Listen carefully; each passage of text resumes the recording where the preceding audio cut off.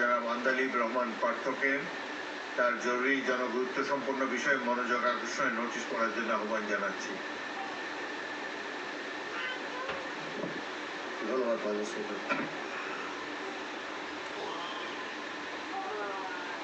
কার্যক্রম বিধি ৭১ অনুসারে জরুরি গণতন্ত্র বিষয় সম্পর্কে মাননীয় সড়ক পরিবহন ও সেতু মন্ত্রী মনোযোগ আকর্ষণ করছি।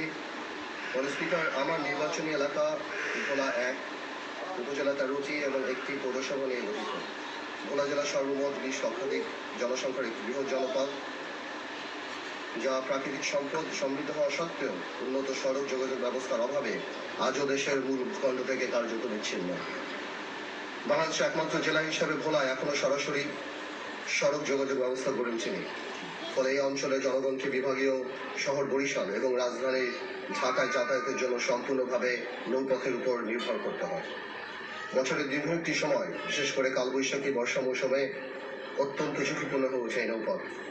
এতে করে জরুরি চিকিৎসা সেবা ব্যাহত হয় এবং অনেক ক্ষেত্রে রোগীদের প্রাণহানির মতো ঘটনা ঘটে। অপরদিকে পণ্য পরিবহনে অতিরিক্ত সময় ব্যয় বৃদ্ধির ফলে এই অঞ্চলের কৃষক ও ব্যবসায়ীরা মারাত্মকভাবে ক্ষতিগ্রস্ত হন। ভোলার বিপুল প্রাকৃতিক গ্যাস, কৃষির উৎপাদন ও সামগ্রিক সম্পদ জাতীয় অর্থনীতিতে পূর্ণাঙ্গভাবে কাজে লাগানোর জন্য উন্নত সড়ক যোগাযোগ অত্যন্ত জরুরি। উল্লেখ্য, ভোলা বরিশাল সেতু নির্মিত হলে ভোলা জেলার সাথে সারা দেশেরই সরাসরি সড়ক যোগাযোগ স্থাপিত হবে, যা দক্ষিণাঞ্চলের অর্থনৈতিক কাঠামোয় যুগান্তকারী পরিবর্তন সাধন করবে। একই সাথে এটি পায়রা বন্দর ও মোংলা বন্দরের সাথে কার্যকর সংযোগ স্থাপনের মাধ্যমে জাতীয় ও আঞ্চলিক বাণিজ্য সম্প্রসারণে গুরুত্বপূর্ণ ভূমিকা রাখবে। এছাড়া প্রাকৃতিক দুর্যোগ প্রবণ এই অঞ্চলে দ্রুত উদ্ধার ও ত্রাণ কার্যক্রম পরিচালনা, স্বাস্থ্যসেবা সম্প্রসারণ এবং পর্যটন শিল্পের বিকাশেও এই সেতু অপরিহার্য ভূমিকা পালন করবে। এমত অবস্থায় ভোলা বরিশাল সেতু নির্মাণের লক্ষ্যে জরুরি ভিত্তিতে প্রয়োজনীয় সমীক্ষা গ্রহণ এবং দ্রুত বাস্তবায়ন কার্যক্রম গ্রহণের কোনো বিকল্প নেই। বিষয়টি অত্যন্ত জরুরি ও জনগুরুত্বপূর্ণ। অতএব স্পিকার, আমি আপনার মাধ্যমে সংশ্লিষ্ট মাননীয় মন্ত্রীর দৃষ্টি আকর্ষণ করছি এবং অগ্রাধিকার ভিত্তিতে প্রয়োজনীয় কার্যকর ব্যবস্থার জোরগ্রহণ দাবি জানাচ্ছি। ধন্যবাদ।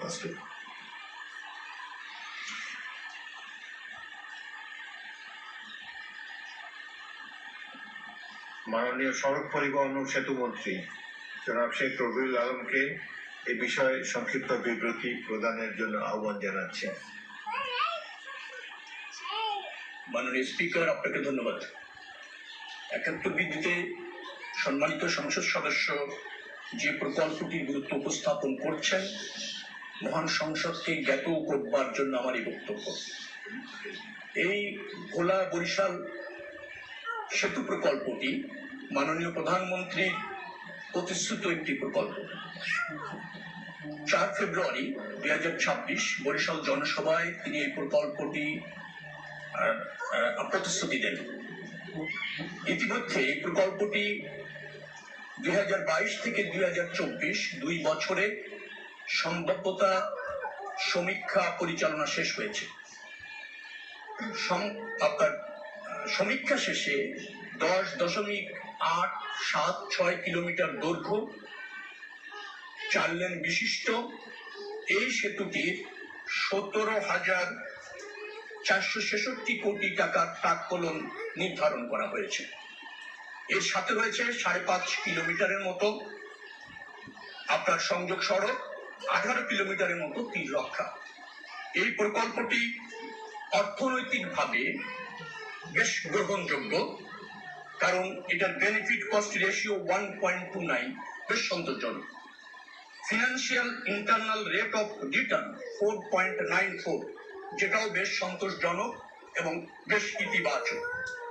ইতিমধ্যে ডিপিডিপিপি অনুমোদনের জন্য পরিকল্পনা কমিশনের ভৌত কাঠামো বিভাগে এই প্রকল্পটি প্রেরণ করা হয়েছে। বৈদেশিক সাহায্য প্রাপ্তির জন্য অর্থনৈতিক সম্পর্ক বিভাগে এই প্রকল্পটি আছে।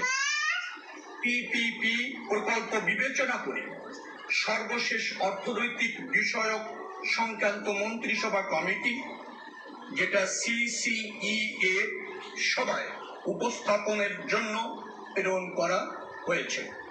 আশা করছি এই প্রক্রিয়াগুলি সম্পন্ন করে আমরা আগামী ২০২৬-২৭ যে অর্থ বছর আছে, সেখানেও এডিপি অননুমোদিত প্রকল্প হিসাবে অন্তর্ভুক্ত রাখা হয়েছে।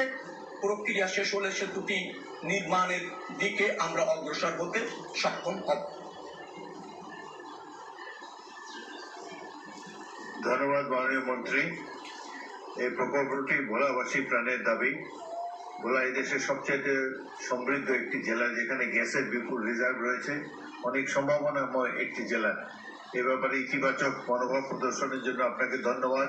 মাননীয় সদস্য যারা আন্দালি ব্রাহ্মণ পার্থ, আপনি এ বিষয়ে একটি প্রশ্ন করতে পারেন। ধন্যবাদ মাননীয় স্পিকার। আপনি যেভাবে বললেন আর কি, এটা আসলে আমাদের দাবি না, এটা আমাদের একটা আত্মনাদ। একটা শিশু যখন অসুস্থ হয় ভোলাতে,